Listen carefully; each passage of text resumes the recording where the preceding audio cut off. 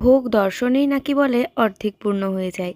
তাহলে সকাল থেকে এখন রেডি হচ্ছি, আমরা যাব এক জায়গায় ভোগ খেতেও বলতে পারো, আর একটুখানি ঘোরাঘুরি করতে।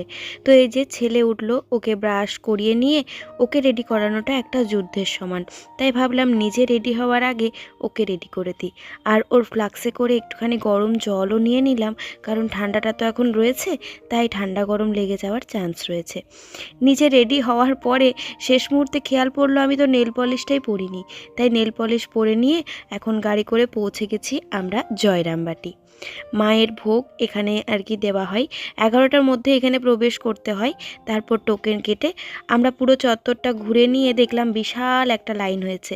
আর সেই লাইনে দাঁড়িয়েই কিছুটা চিত্র তোমাদের সামনে তুলে ধরলাম।